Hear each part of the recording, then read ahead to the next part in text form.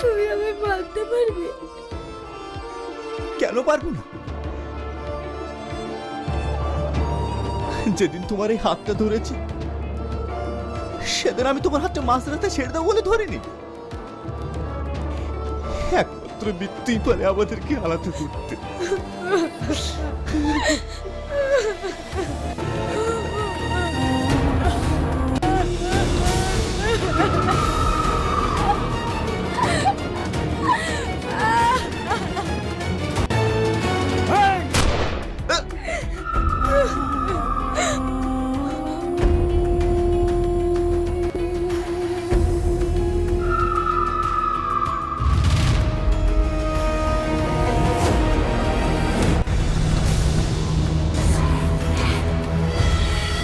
Hello বন্ধুরা, আজ আমরা আলোচনা করতে যাচ্ছি পল্লীগ্রাম টিভির অত্যন্ত আবেগঘন ও জনপ্রিয় সামাজিক নাটক সোহাগ নিয়ে।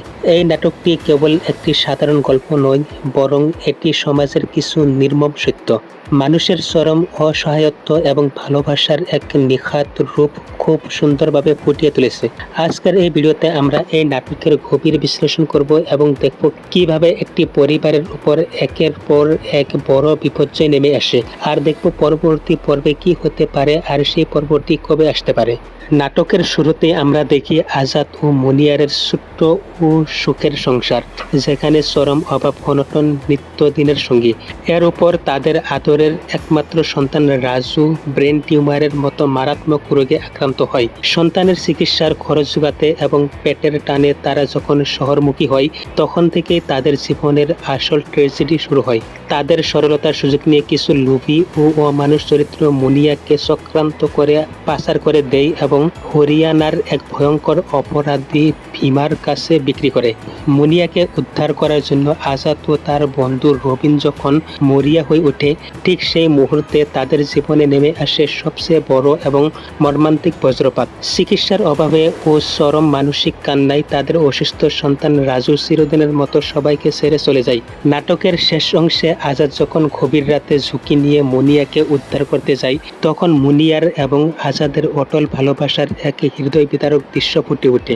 আর ওইখানে দেখা যায় ভীমে আজাদকে একটা গুলি মারি দেয়। বন্ধুরা, আমাদের মতামত অনুযায়ী এই গল্পের পরবর্তী পর্বে বেশ কিছু নাটকীয় ও রোমাঞ্চকর মোড় দেখতে পাওয়া যাবে। পরবর্তী পার্টে আজাদ ও রবিন অত্যন্ত সাহসিকতার সাথে মুনিয়াকে ভীমার আস্তানা থেকে সম্পূর্ণ মুক্ত করে আনতে সক্ষম হবে। তবে এই কাজটি এত সহজ হবে না এবং এর জন্য তাদের চরম লড়াইয়ের মুখোমুখি হতে হবে। মুনিয়াকে হারানোর ভয় এবং সন্তান হারানোর তীব্র শোকে আজাদ মানসিকভাবে ভেঙে পড়লেও মুনিয়ার সাথে তার পুনর্মিলন তাদের মধ্যে এক নতুন শক্তির যোগান দেবে। এছাড়া এই পাচার চক্রের সাথে জড়িত কুচক্রী বাবু ভাই ও যাদবের মতো অপরাধীদের আসল মুখোশ শেষ পর্যন্ত প্রশাসনের সামনে উন্মোচিত হবে এবং তারা তাদের কঠোর শাস্তির মুখোমুখি হবে বলে আমাদের বিশ্বাস।